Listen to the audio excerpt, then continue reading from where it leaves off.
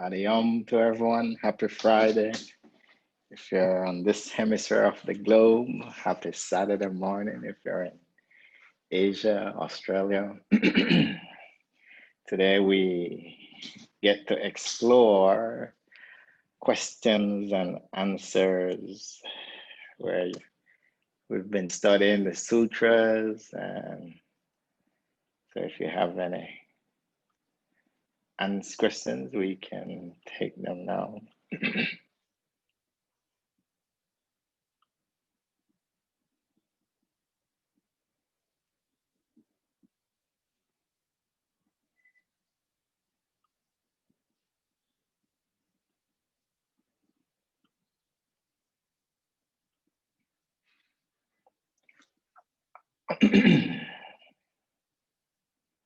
So the first question comes from Kai. Can you touch on the difference with Raja, Karma, Hatha, Ashtanga, Bhakti yoga practices? I've seen them all advertised and don't understand what the difference are. So when you go to a yoga studio for the first time, if it's a studio that have many styles, it's very easy for a beginner to get confused about the different styles of yoga. It's natural, especially when you're new. And then sometimes you go to a yoga studio where they just teach one style of yoga. And then you go to another place, you see another style of yoga. So there's a yoga buffet out there. And with the yoga buffet, hello, what am I supposed to, how do I understand them? So in the texts, the great rishis they left for us, even in the Yoga Sutras, Patanjali explained a few of the pathways. He explained Bhakti Yoga. He says you can reach samadhi through surrender and devotion to God, or you can get samadhi through the 8 limbs. So the 8 limbs we call it Raja Yoga. So as we're studying the Yoga Sutras, we're studying what we call Raja Yoga, how to go through the process of sitting still, concentrating the mind, that then get to your true self. So that's just one way. So when you hear the term Raja Yoga, that's the way where rishis, yogis, they call it the royal way, Raja King, where you can control the mind to such a degree, like we're studying, and get a reflection of who you really are, have powers from there. But then you might come across someone who says, I practice Hatha Yoga. So Hatha Yoga was developed, just as Patanjali developed the royal pathway, Hatha Yoga was developed by the rishi called Shiva. So Shiva created the Hatha Yoga pathway, and the Hatha Yoga, he created it in such a way where he teaches it is a springboard. It is a springboard for you to go into higher yoga practices or different higher meditations. So in the Hatha Yoga is built on Hatha, the sun and moon, is built on purifying the body on the right and left hemispheres. So when someone goes to a yoga class in the West, and they're doing some yoga poses, they're really doing hatha yoga, because the teacher will tell them to do yoga asana on both sides, right? But the foundation of hatha yoga, when Shiva was teaching Parvati, the first thing he taught her was the elimination of impurities from the body through the kriyas. So through the cleansing techniques. So sometimes you might hear me say, oh, we do yogis, we do this type of cleanse. We do cleanse. So the 6 types of cleanse are for the gate. So how we gaze on the candle, that's one of the kriya come from Lord Shiva to clean, purify the eye and purify the psychic eye. How the yogis, how I teach that every 4 months I teach my cleanse, right? Where I teach people how to wash the whole colon out, the whole alimentary canal with salt water. How we cleanse the nose with the neti pot or the tube, how we cleanse the tongue, we swallow the cloth, 4 feet cloth, pull it out. So those are the foundation of Hatha Yoga. Then when Lord Shiva finished teaching those, if you read Hatha Yoga Pradipika, he says, now you should do these asanas. So your body is cleansed, no toxins in it. You do these asanas, right side, left side, creating the balance of the prana.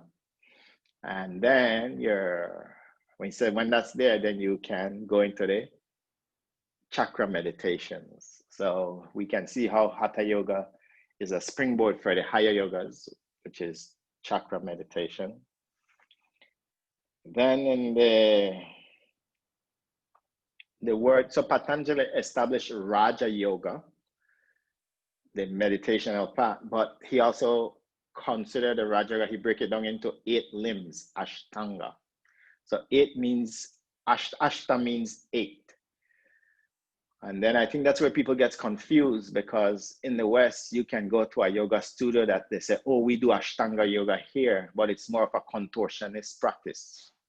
They have like a series 1, series 2, up dog, down dog, Vinya, So one guru in South India, his name is Patabi Joyce, and he created a system in the around the 1950s, 60s. That's when he popularized a series of poses, and somehow he put the name Ashtanga Yoga on it. So that became everywhere. You meet people, oh, Madonna does Ashtanga Yoga, or so-and-so does Ashtanga Yoga. No, they're doing the Ashtanga. A more accurate term should be Ashtanga Vinyas, because they're moving through the classical Ashtanga that we find in the Yoga Sutras. That yoga studio, Madonna, they're not doing that. They're mostly doing 2 limbs, asana and pranayama. Whereas we can see when we studied the book, he described it as dharan, dhyan, samadhi. No one is doing those practices in the West, right? Unless you're taking it step by step, the process he said. So the Ashtanga yoga, the classical Ashtanga, is different from what we see if you go to a yoga studio or you meet someone, oh, I'm an Ashtangi. And I'm like, that's another mental modification. You're a spiritual being, right? It's like people love to put on modifications on themselves. Anyway, so yeah, so that's Ashta means 8 limbs. And then you come across this word karma yoga. So karma yoga is, karma means action. So karma yoga means in other words, it's become popular in the yoga community you go to an ashram or someone says, oh yeah, I'm going to do my karma yoga. I'm going to go clean the kitchen, or I'm going to go clean the restroom, or I'm going to go clean the garden, take care of the garden. So your karma yoga is your service that you give back to society, but it should be given back to society with no intention. It should be a service to God. Because if you're just going cleaning the kitchen, yes, you're still karma, but if you don't offer the fruits to God, it's not yoga. Yoga means union. So karma yoga, as Krishna explains it in the Gita, is You're doing your, God gives you so many gifts, whether you're an engineer, a doctor, a lawyer, a business, whatever you do, you have been given those gifts. So let's do your duty, become dutiful. You're a dutiful, you have a duty. We all have duties, right? I have a duty as a son, a duty as a husband, you have a duty as a parent. So there's a certain duty. So when you do that duty and you do it perfectly, and you are understanding that God has given you the ability to do that service, and you offer the fruits back to God, that's when it becomes yoga, karma yoga. If we don't offer the fruits back to God, it's just karma, action and reaction. We're creating new seeds of karma, and we stay in this whirlpool of samskara, birth, growth, death, staying there. But when it becomes karma yoga, we're in the cycle of birth, growth, old age, disease, death. Where, no. I'm going to do my action, but I'm going to do it for the benefit of God and God's society. So that's what's called karma yoga. It's not just because at home, right? You can do your karma yoga. If you see your home as a gift from God, and you clean your kitchen and you clean the living room and you're offering that space, that's when it becomes karma yoga. But if you're just cleaning the kitchen because I want to impress people, or no. So action. So you can practice karma yoga at home. You don't have to go to a ashram to do karma yoga, right? So Arjun was a military person, and he was gifted with military psyche, mind, power, strength. So he can easily go and kill the demons for his own, oh, look how great I am. I'm Arjun, I'm a great warrior. That's still in the loop of karma. It becomes karma yoga when he goes to remove evil and for the benefit of the God and the benefit of, so his false ego, his consciousness change. So that's how it becomes yoga. So we can refine our karma yoga right at home, right now, today. It's just a change of consciousness. Rather than doing your action for yourself, me, myself, and I, do your action selflessly. That's when it becomes yoga. So that's karma yoga. Raja yoga is like the 8 limbs, the Hatha Ashtanga yoga. And Bhakti yoga, and again, Bhakti is just like karma. Bhakti is within everyone's heart. Bhakti is, we call it the love, the yoga of love. And it pervades the whole universe, this power of love. If you see a giraffe mother and a giraffe baby, the love between the baby and the mother, we see love everywhere. We see Bhakti everywhere. You see the mother deer and the, like small baby deer. There's a love there, the bond. When we come to the human form, we have love. We express our love to someone, to our family members, to our pets, that's called bhakti. That's an expression of love. What makes it yoga? So the term bhakti yoga means you're expressing that love, not just for yourself. You're expressing that love. You're recognizing that God is within that living entity's heart. And by you showing that living entity love, you're offering your love to God who's within that being's heart. And whether it's a plant or an animal or a fellow human being, you can start to grow your bhakti yoga with understanding God is in every living creature. And you treat that living entity, you take care of that living entity, express that love to each other. So bhakti yoga is the art, the yoga of love and devotion. Many people have devotion to many things, right? But then they forget the spiritual part of it. They forget God within it. People have devotion to the things people put their devotion to is amazing, and they get good at it if they were to only see the spiritual aspect within it, right? A lot of people love cooking. Who loves cooking? There's a love for cooking, a devotion for cooking. Now, instead of just cooking for letting people recognize how good you are, the yoga culture, we cook the food and this with the understanding that God created the food, God created the heat on the stove, the fire. God created the spices, everything. So before we eat it, let's offer it to God first. So out of love, you consciously in the mind. Some people have an altar, like in a temple, or you can do it even in the mind. Just take a few seconds of acknowledgement. Let me offer this to God first. And then you're recognizing divinity. So that's how you can practice Bhakti Yoga at home, right? We have devotion. Like a lot of my friends who practice Bhakti Yoga, they're good at carpentry, art, right? And they're sculptures. And I see how and that's their gift. So they create artifacts, or they create this called Vedis and things like that. And they're offering their artwork. They understand the mentality came from God. The metal or the stone, the element they're using came from God. They can start to see God in everything, and then they offer it to God first before they use it before they can distribute it. So Bhakti Yoga can be done. It's like Karma. You just have to learn how to express that love and recognize that God has given you the mentality, love that's in your heart for another living entity. You want to respect that person as an extension of God and serve that person. So Bhakti Yoga is built on service attitude, service with love. Because we can serve. How many people go to their daily work, don't like their work because it's so intense? But in your situation that you are, you can use your work that you're doing to recognize, wait, the issues I'm having at work is just with a temporary person. Wait, I'm not going to let this temporary person whose mind is in tamas affect my service attitude, my psychic conditioning to connect my work to God. Without God's help, we can't do anything.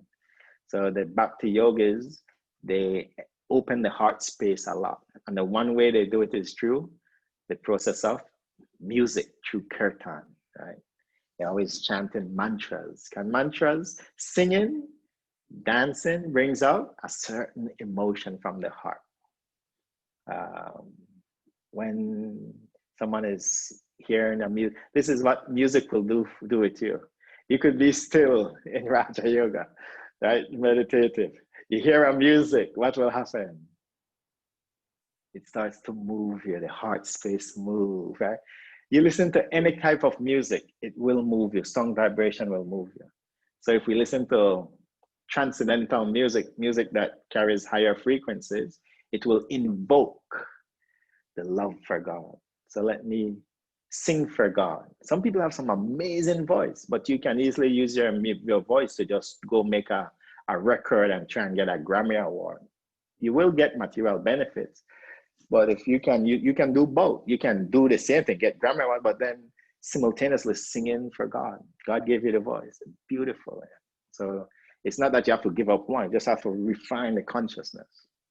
A lot of times when I grew up, I mean, in the churches I would go to, some of those choir people, and you can see the Bhakti Yoga in the church, right? They sing and their voice are just amazing and it's surrendered to God. So we can see Bhakti Yoga in every aspect of, all over the planet. People just might not call it yoga, right? They might just use it in their different spiritual, but it's the same thing. It's invoking that love to praise God and to thank God and to serve God out of love. Bhakti Yoga. So that's, so around the yoga community, you will come across these. So, and they overlap a lot. They overlap. Like I said, like you go to a Ashtanga yoga, vinyas. They're doing Hatha yoga because they're doing poses on the left side and the right side. But they won't know that they're doing Hatha yoga because they just got introduced to a sequencing. But if they were to go deeper and say, oh, wow, I'm moving prana on my right side, I'm moving prana on my left side, and they're balancing out, my mind is getting peaceful. So, yeah. And then the Hatha yogi will recognize, oh, let's purify the body, let's do all the cleanses. Then I would do my balancing the prana in the left and right. opening the chakra system. So that's a Hatha Yoga. And then a Karma Yoga, you just, if you might can't sit still for meditation. You might can't do yoga asana, but you're a military person, or you're a lawyer, or you're a doctor, or you're whatever gift you have. Do that service. Do it in a service attitude to God. Yep. So I hope that answers your question, Gary.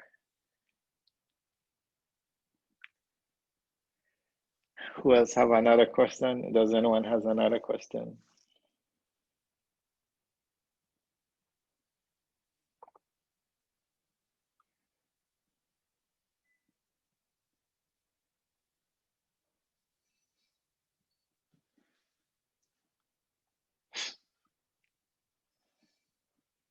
And before I continue, why are there so many different styles of limbs of yoga? Because we cannot limit God to just one pathway. God made us with many different psyche. So all of us will find a pathway that comes connected to us naturally. So yeah, so in the yoga community, we call it the yoga ladder. Karma yoga, dhyana yoga, hatha yoga, raja yoga, bhakti yoga, right? But all of it is whichever path that connects to you easier, then that path will help you to find out who you are, that you're a divine spiritual being, who God is, and your relationship with God. So that's what once it's yoga, once you hear the term yoga, it means it's uniting you with divinity. Unfortunately, today, yoga sometimes just being advertised as an exercise, right? But no, it's much more. So people might start off with the exercise, but as they keep doing so many sun salutations, so many warrior one, something will click in the psyche. And everyone will, oh wait, there must be more to just the poses. There's much more. There's a whole philosophy. That's exactly what happened with me, what you just explained. Yeah, something clicked and I was like, there has to be more to this. And then that's when the journey began, right? Yeah. And on this subject, if no one else wants to ask anything, I guess, there was another yoga practice, I guess, if you want to call it that. It was at the studio and it was advertised as Kundalini Shakti Yoga. Now, I don't understand, when I saw them practicing, I don't understand what twerking has to do with any kind of yoga practice. So I don't know if you could explain what Kundalini Shakti is supposed to be. Very good. Just like how there's a misunderstanding of Ashtanga yoga, the classical way, somehow people misunderstand the term Kundalini. And the rishis, kunda means a pot. It's like a pot. So the rishis, they developed the term Kundalini. Lini means it's a female energy, a Shakti we call it. So the rishis recognize each and every one of us, we have a certain Shakti stored in a pot or a kunda in the base chakra, the Muladhara chakra, in the pelvic floor.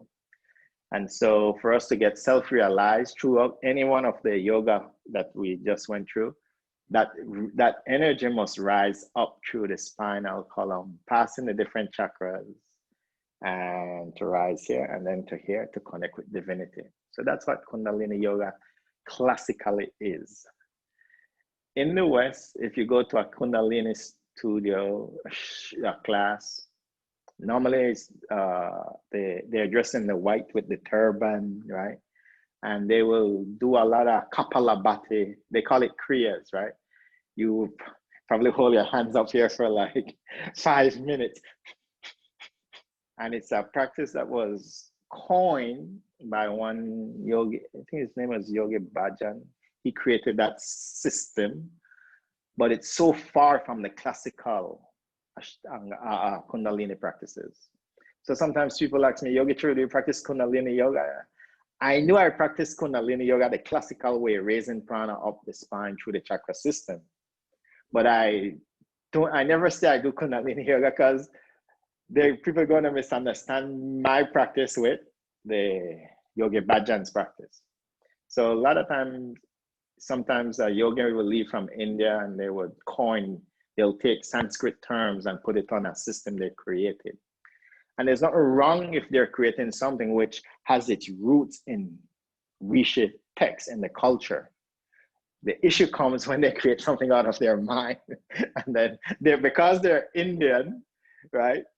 People think it's authentic. No, it's not authentic. It's like you go to if you have a chef and the person is from Thailand, right? And the person says, yes, I can cook Thai food.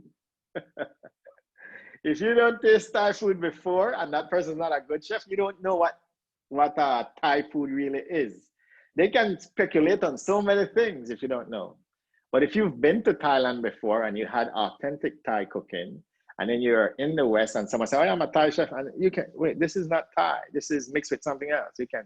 So it's a lot of times when the yoga community, what I saw is sometimes some Indian gurus, they leave India and because of their birth, right? I'm Indian. They go create something out of their own mentality and they try to claim that this is the only yoga practice, right? That's an example of Bikram yoga, let's put it that way. There's more to 26 poses than just, there's many more poses. And so sometimes people, and then they put certain Sanskrit names on their practices. So the term with Kundalini yoga, Yogi Bhajan just kind of coined it that way. And it helped people, but at the same time, someone will reach to a point, wait, let me go deeper. If you go read the books, where are these practices found in the ancient books? If you can't find it in the ancient books, it's not bona fide. And that's the tradition of yoga. So I'm trained with, certain things must be found in tradition. And that doesn't mean someone can't evolve and be inspired from Paramatma in the heart. That's also there, but it has to be in line with the tradition. So in the yoga culture, there are 3 types of gurus, right? There are not gurus, sorry. There are 3 authorities in the yoga culture. 3 authorities. The first authority in yoga are the books of yoga. These are called the mother. The books are called our mother. The next authority in yoga is the guru, the teacher. And the third authority is we call it a sadhu, or a holy person. Now, the sadhu and the guru, what makes them authoritative is because they are teaching what is found in the books of yoga. So a sadhu, if he's not teaching what's in the books of yoga, he can be rejected. If a guru is teaching something which is not found in the books, he can also be rejected. So the yogis recognize the books of yoga, the Vedas, the Bhagavatam, the Puranas, all the books that Vyasadeva wrote. Those are like our mother. Yes. If Kai, if you want to know who your father is, right? Before there was DNA tests, who can give you that answer? Your mother, right? So if you want to know who is a bona fide guru, we have to go back to our mother. We have to read the books, understand the qualities of a yogi, understand the qualities of a yogini, understand the qualities of those who are this is a quality of a guru. This is a quality of a sadhu. So when you see someone who have on a robes, that you don't get bewildered by the externals. You have to see if that person is actually on the path, living the path of the sutras. That's what makes someone. So those are the 3 qualities, the 3 authorities of the yoga culture. We call it book Bhagavat, and person Bhagavat. So when we're studying the philosophy of sutras, the philosophy is becoming part of us. And so all of a sudden you're an extension of high frequency. You're an extension of God can work through you. So that makes you an authority. You won't hear a teacher tell you, okay, it's okay to go slaughter animals. I'm guru, go eat, slaughter animals. No, that's not in tune with the higher frequency of the heart. You won't hear someone, a guru, tell you, go, do all kind of crazy stuff which are in the mode of tamas and rajas. The guru will tell you, let's raise your vibration slowly so you can come out of those conditioning so that you can connect to the platform of your pure self. If a guru is not teaching that and a sadhu is not teaching that, they can be rejected. It's unfortunate people don't understand this, the authorities in yoga. I teach in a place where there's so many teachers. And, we have ad hoc teachers for teacher training. And I go in and I present the philosophy. And then another teacher comes in who's on a lower frequency. Oh yeah, now let's all go get drinks. Right. Not just, and I don't hold it against them, but I just understand their evolution is, still progress. But, so with practice, hopefully by them taking that role of teacher, hopefully they get purified through the process. But then some people, they just get stuck and they don't want to progress anymore. Then that becomes an issue. The yoga culture knows we're not pure, we're not perfect, but through the practice, you're going to get purified. So yeah, so we want to make sure the type of yoga we are practicing, that's why I teach the sutras. That's why I teach books on yoga, so people can understand what a guru is, because it's all there. Vyasadeva, Patanjali, they left all the nice wisdom for us. And when you go into the philosophy, then no one can bewilder you anymore. You'll hear someone say, oh, no. You understand which frequency that person is at. Because I must admit, it's describing Kali Yuga, the age we're in. There's so many spiritual, Chanakya Pandit, one great rishi, he writes, in Kali Yuga, there's so many spiritual charlatans. And we see it in every, and he was referring to the yoga community. He wasn't even referring to like spirituality around the world. And you can see in India, I lived in India, so many gurus, bright orange, right? You see that orange robe from a distance, and then you get close to there, and then you realize, oh, they're molesting kids, they're doing this, they're doing that. So, and then it's not that outside dress. And then it's sometimes, and then you'd see like the words that come out of the gurus, it's kind of condescending, and no, that's not the pure, Let's hope that in the process, they get purified. So then I grew up in the West, and I see it in every, Christianity, I see it as there. I see everywhere that, and it just made a real, wow, it's hard to find a spiritual example who is like, really on the path with humility, recognize, because what happens is arrogance come in. Everyone starts off pure, but arrogance get in there and they start to say things which doesn't align with the teachings anymore.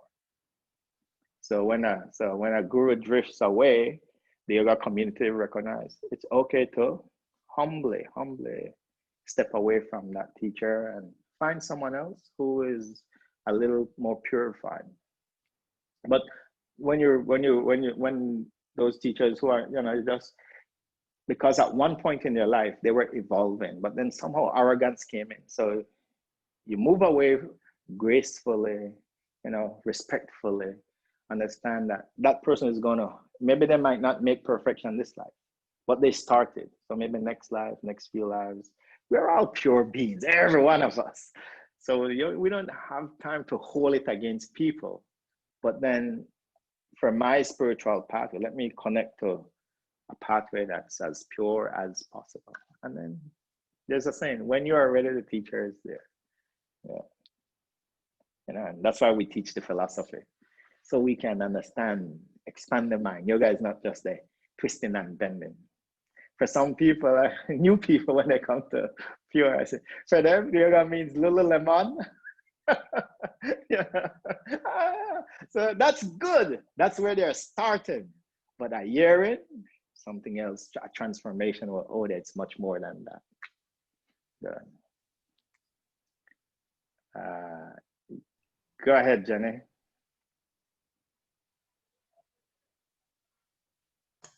So I'm reading the book, The Science of Self-Realization, and I'm learning a lot and hearing a lot of your teaching showing up in the book. So how is your lineage related to Prabhupada, Sri Prabhupada? And how soon did you find your lineage? And how important is it to stay with the one lineage? What if you find many different teachers teaching different things and you find the connection with all of them? How does that work out for, That's a yogis? beautiful question. So, my philosophy, because yoga is a philosophy. So when I started yoga, my philosophy was a little what we call it Mayavad. It's a philosophy where we understand this nature is material world, and if this world is creating a lot of suffering, the spiritual world must have no form, right? That's where I started. Then when I read Prabhupada's Science of Self-Realization, it purified my realization. Prabhupada is presenting from the lineage all the way from Brahma. It's called Brahma Gaudiya Madhva Sampradaya. So in that lineage, that's one of the most, so in yoga, there are 4 bona fide sampradayas, there are 4 bona fide lineages. One from Brahma, one from Shiva, one from Vishnu, one from the 4 Kumaras, 4 mystic yogis. So those are the 4 lineages which came down over time. Now, but Shiva is Brahma's son. Brahma is the son of Vishnu. So they're all family members, right? So in the ancient culture, so there might just be a little slight difference here in your approach. But today in Kali Yuga, because people like to quarrel so much, this person is a Shaivite, this person is a Vaishnav, we're all spiritual beings.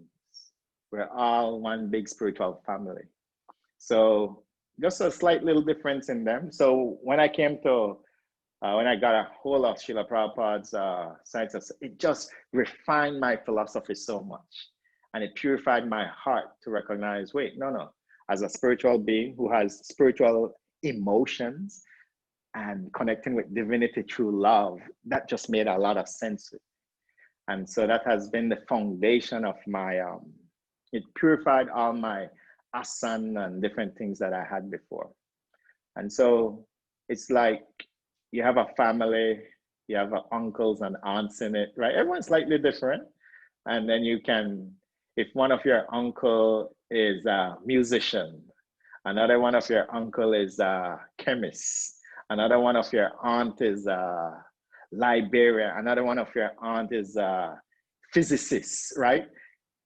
Because they're in your family, you can go to this aunt who's a physicist and learn something from her. You can go to your uncle who is a chemist, learn something from that uncle, right? So that's the yoga community. It's yoga unite.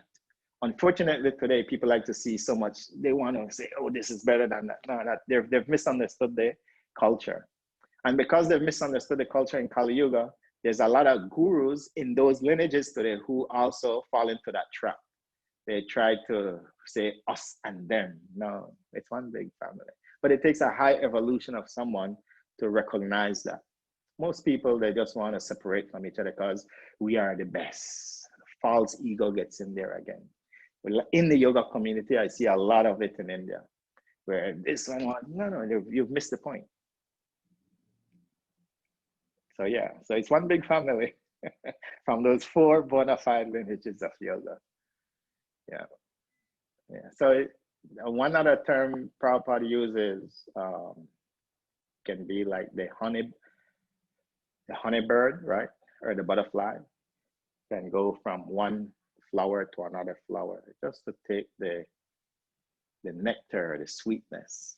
Yes, learn, you can learn, you can learn. And then they all help you to realize who you are. So it's not that one teacher, I mean, if it is a Mahasiddhi, yes, that teacher can teach you everything. But a lot of the bona fide gurus that I've met in cultures and yoga culture, they would be adept in one thing. But when it was time for me to learn something else, my teacher would send me to another teacher to learn something else. They weren't like, in the West, this is what the problem in the West, what I see is when someone is a guru in the West, they don't want you to go learn elsewhere. They're like, you're my property. No, no one is our property. Everyone is evolution through God's potency. Like just in a yoga studio, especially at the studio where I go to, someone is there, oh, you should only come to my class. It's so sad. That's what yoga has watered down to. Like, wait, so you can teach this person everything? Well, how if that person wants to learn about this, want to learn about that? You can't offer that. Be humble. Oh, there's certain things people come, oh no, I can't teach that. I don't know that. And I would recommend someone for them to go learn certain things. So that's the culture of yoga. No one knows everything but God. And if someone is at an evolution where they want to learn something, which you don't, just take the humble side. But then some people, it's sad, yoga people, teachers, and yet they want to control people and miss the point because they're just into that. The false perception, they haven't really dived deep. The yoga is so deep. So until you dive deep, the only way you can dive deep is through humility. Recognizing that you are always evolving. The second we think we're a teacher, we've lost the plot already. I'm always a student of life. And yes, because of the years I have dedicated to it, put me in a place to teach and share. But I know when I'm teaching, I'm always learning from the students. The students are my teachers. That's the yoga culture. I think I explained that before last time, where you have the teacher and the student. The teacher is grateful for the student come so he can learn. So the teacher is teaching off me. The teacher is never thinking he's superior to the student. The student is, yeah, I want to learn from my teacher. So with two beings being humble with each other, that's when the spiritual world manifests to us. If the false ego steps in, you can't understand the deep wisdom of the sutras. I hope that helps to answer it. Good question, because yeah, there's so many lineages out there, and people forget that there are 4 bona fide lineages, and you have to see where those 4 bona fide lineages come from, and then they get distilled out. Like you can go to 100 yoga studio, 100 yoga different yoga class, and see 100 variations of sun salutation. And everyone is going to fight and argue. No, mine is the most traditional. That's not the point. It's amazing, right? So, we have to go deeper. See the lineages. Thank you. Does anyone have another question? Go ahead, Yumiko. Hi, Yogi Charu. Could you discuss the difference between astral and causal bodies in relation to how we carry our memories, especially across different lives? Beautiful question. We have the astral body, which is the bridge between our physical body that we see and our causal body, which is the most subtle body, which covers the Atma, the soul. So the causal body carries all our, let's use the term DNA, because since we use that language in English term, yogis call it Bij. The causal body carries all our seed, all our stored up karmic baggage from our previous life. The astral body is going to express those seeds. So the astral body and the physical body are just expressing those seeds of, like I say, the soup of karma you took. This life is just one soup of all our actions and reactions. So the causal body stores it in the seed form. The astral body expresses it through the person's mentality. The physical body expresses the person's mentality into the three-dimensional realm. Hence our height, our voice box, our language, our skin, our complexion, the type of hair we have. So that's the physical body. That's just expressing, and the seed of it is in the causal body. So the causal body is the most subtle. Like if you close your eyes and you see into your chitta, that's your mind. Even subtler than that, there's another realm. When the mind gets still, then we see the causal body. So the causal body is a subtle realm. We call it, it's around the Hridayakash, the heart space. So that's where the first, the layer which covers us. So the physical body goes into stillness. Then chitta, the mind gets still, then we can connect to the causal body. And then when that gets still, that's when we can see our true spiritual being. But the causal body carries all our storage. It's, in the West, I think they say conscious mind, subconscious, and unconscious. So a lot of the unconscious part of us, which is from many lifetimes, is in the causal body. And it's so subtle, but it has full memory of everything we've done or thought or think and eat or sleep, whatever. And that takes the soul when we die, that same causal body is going to transfer us, the Atma, and it connects to a causal body of the new parents. And then connect to those parents similarly. And that's why we look like our parents. We speak like our parents. We have a lot of similar, because there's a lot of similar karma. The seeds are there. And then it starts to manifest into the gross form, right? When the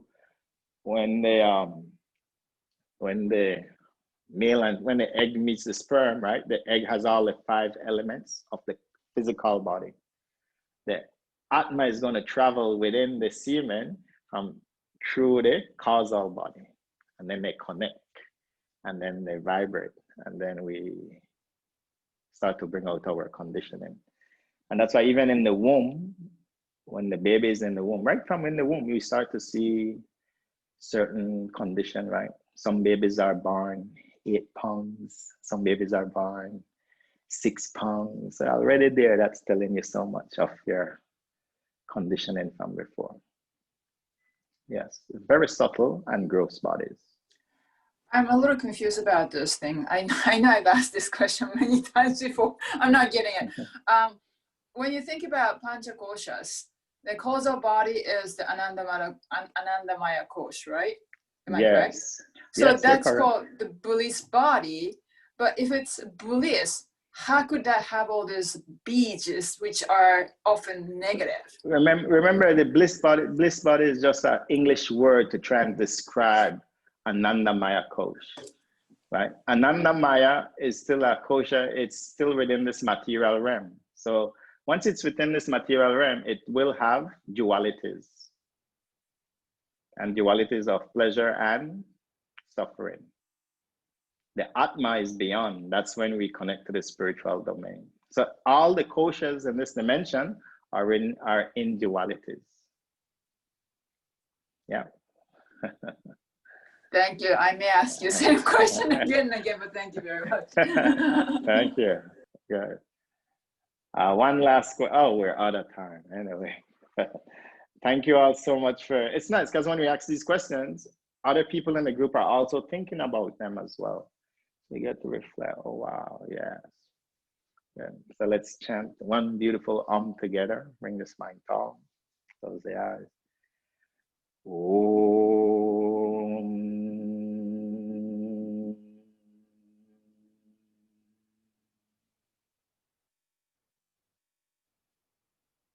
Bring the palms to the heart. Lower the head towards the Lord in the heart. Namaste. Lift the head, open the eye. Thank you all so much for joining. And yeah, so if anyone else wants to order The Science of Self-Realization, like I said, that's the book that triggered my yoga journey. It's an amazing book by A.C. Bhaktivedanta Swami Prabhupada. It's a nice book, right, Jenny? Gives you so much, because it's a book that was composed by his lot of question and answers. People asking him questions, he's answering. Scientists asking him questions, he's answering with the Vedic philosophy. Christians asking him questions, he's answering it Vedic philosophy. Philosophers asking questions, he's answering. It's a beautiful book of combining Western and Eastern thought. Thank you all so much. Have a beautiful weekend and see you Monday. Same time, same place to explore philosophy more. Hari Om Tat Sat. Thank you. Thank you. Thank you, Yogi Charu. Thank you. Hello, Charu. Thank you. Mahala, Babadi. Thank you, Don. Thank you, Susan. Thank you, Antoinette. Thank you, Danielle. Thank you, Orit. Thank you, Subin. Thank you. Thank you, Yogi Charu. Thank you, Yumiko. Hari Om.